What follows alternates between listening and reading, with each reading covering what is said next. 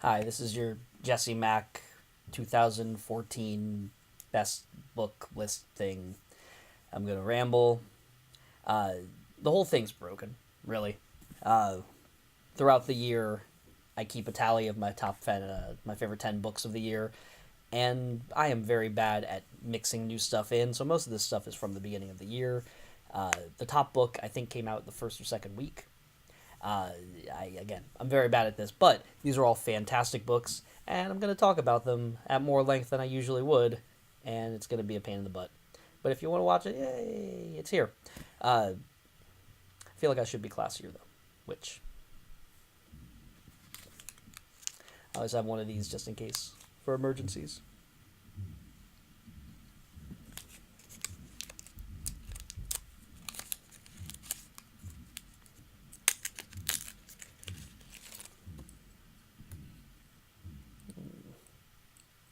Yeah.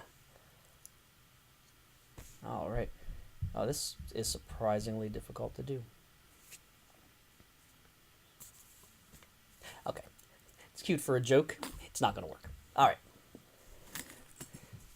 On to the thing. As I waste even more time by talking. All right. My 10th favorite book of the year was Private Eye number 6. This whole list is pretty much just, hey, this is the book of the. This is the issue of each of my favorite books of the year where the most stuff went down, and I felt the most. But with Private Eye, this was the one where the most stuff went down. Like the drama started to feel real, following the events of issue 4. It tied things together in such a way that uh, it there was a good tension to this issue that it hasn't been matched since. Not that it's bad; it's been very good, and I can't wait to see how it ends. Yeah, this was one of my favorite things that I read this year. Close this down. Burp. My number 9 book of 2014 was Southern Bastards number 4, which, oh man, Southern Bastards has just the most potential out of anything I'm reading right now. And it started off completely strong and hasn't really stopped. Right now, it's kind of taking its rest before it starts punching in the face again, because you can't just do all face punches or you get numb. No, you gotta have the valleys so that you can have the peaks. But this one, just visually poetic. That was the big thing that got me. And of course, if you've read this issue, you know that last couple of pages are a doozy. Jason Aaron doesn't pull punches.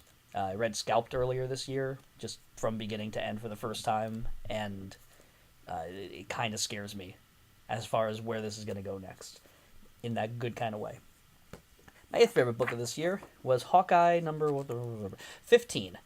Uh, this is one that, with the benefit of hindsight, having read more of the story, it loses a little bit of its impact, but at the time, especially with how sporadically Hawkeye was coming out, I thought everyone was dead. Just another book that this unlike the last one, which just had just brilliant. The last 2 books that I talked about, which had just a brilliant tension throughout. This one played it loose, played it fun, and you had a good time with it. And then the shoe dropped, and just bad things, and you were left with that pit in your stomach that you only feel from a good comic book or whatever your medium of choice is. Mine's these guys. Just, oh man, Hawkeye's so good. I'm gonna miss it so much. Saga number 18 is my number. What would it have been? Seven book? Yeah. Oh man, this just such a big and not even joyous issue, but just like this. All of the excitement happened in this issue. This was the big confrontation. This was, everything is on the line, and not everybody makes it through, and it's so much excitement that they had to actually skip ahead. I loves me some Saga, and oh man, I wish I was reading Saga right now. That's the kind of book this is. I'm going to page through because I feel like I should say more about this than just, oh, it's real good. The Lying Cat. I love that character. Oh, man. Hey, it's Brother Lono, number 7. Lono? Lono? Lano? Olano? This one was brutal in a very good way. Just utterly, just soul crushing in an enjoyable kind of way. The whole book up to this point was Lono. I'm going to go with Lono. Trying his best to be a better man, and this was the issue where he snapped, and being a better man wasn't going to work. In order to save the day, he had to be the worst man he could be, and getting to that point was delicious, and just so enjoyable. Fatale number 20 is my 5th favorite book that I read this year, according to my flawed systems. This one, which one was this? This was the one where they gave some of Joe's backstory and tied it brilliantly in with what was happening now to create a really well-formed, I want to say sphere of character. That is not a phrase. I just made that up, and that is not a thing. But just wonderfully done. Last few pages give you that feeling that things are just going to get so much worse. They did. They got so much worse. This was a big surprise for me this year. Stray Bullets Killers, number 1. Didn't pick it up when it first came out because just wasn't on my radar. I kind of saw ads for it and said, you know what, I should probably look into that. I've always heard good things about Stray Bullets. Let me get on board. Didn't see it when it came out. Forgot about it for maybe like a month or two. This issue is just beautifully, bleakly done. I thought this was going to be a one-shot story, and so much like the Hawkeye issue, it resonates more when you think that the destruction is total, let me say. Even not being so, it has such a playful innocence that just twists so far into unhappiness in a way that just, it's wonderful. Like, this Stray Bullets is a fantastic book, and at some point, given the money, mostly it's going to be the money, time as well, but it's the money, let's face it. I would love to go back and read all of the Stray Bullets that I missed, because if it's any fraction as good as this, I'm missing out. The Auteur, number 3. How this is not at the top of this stack, I don't know.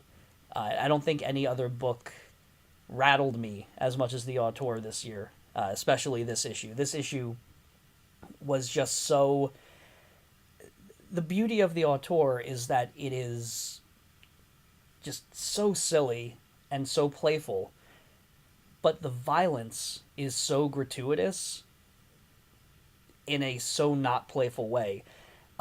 When you paint a picture with fun, and then somebody slashes through with a knife, it takes you from all the way up here down to the ground, and just, I cut right into me. I almost shook from this issue. Just so visceral and just, man, fantastic stuff. If you can look at this cover and not think, oh my god, I never want to read that book, you got to read this book. The whole thing, obviously. I think President's Day is the name of the first trade. It was very, very good, but this one, oh my god. Young Avengers number 15 is the exact opposite of that. This one, this is a grave. This is a warm bath. This was pure bliss and comfort and wonderfulness. This was an entire series of promise and hope and just well-told story culminating in such a way that left me feeling completely satisfied, and just I was sad to see it go. I really, really was. I still am, even though, as long as these guys, Gillen and McKelvey, keep working together, they're not going to do wrong. Wicked and Divine, or The Wicked and the Divine, is just fantastic. I need them to do Phonogram, was it The Immaterial Girl? Whatever Series 3 is called, because Singles Club is just so good. I'm talking about this, though. Some of these it's all small character moments, and I'd grown to love the characters to a point where every one hit, and I loved it. And we have my favorite book of 2014, and that was Fatale number 19. Back-to-back issues. Oh. This was the end of an especially good arc of Fatale. That, like the book tended to always hit, but like any good book, when it hit, it hit hard. Like, there was always a good level of decency, but then, when things got real, it just gripped you. And this issue did that perfectly. Just twists and turns, and now I just want to read this instead of talking to you guys. Fatale was very, very good. I had no doubt that it would be great, and it delivered. There was a little bit of worry for me that Brubaker and Phillips were doing a longer form story, and so I hadn't really read too much of that. I guess, what was it called? Sleeper? Did some of that, but, if you lose the plot halfway through, you're still stuck with it for another year or two. No, this was good. This was a very good comic in the year 2014. I feel like I should have done more prep work for this. I feel like I should have looked at these books more and formulated better opinions. Not even better opinions. My opinions are great. I should have put more words in my brain that I could shoot out of my mouth at you. And I didn't. That hurt my wrist. I should go. Thank you for watching this. Why did you watch this? I say this every year, but this is why I do the 1 word or less comic reviews. It's because I am terrible at speaking at length. I'm rambly, mumbly. I go, all the time. It takes me a minute to get my brain to where it needs to go, get the words from here to there. But I thank you for your interest, your continued interest through the years, and for watching this video. Peace out. What am I doing? This is stupid. Okay. Have a good time. Keep reading comics, because they're good for you. What was this? What was that? What was I even doing there? I almost feel like I should just shoot the whole thing again, because that was so stupid. I know. It's like there's actually a person here. There's not a person here. I'm talking to no one. This is so stupid. Hopefully I have the decency of brain to cut all of this out. But I probably won't.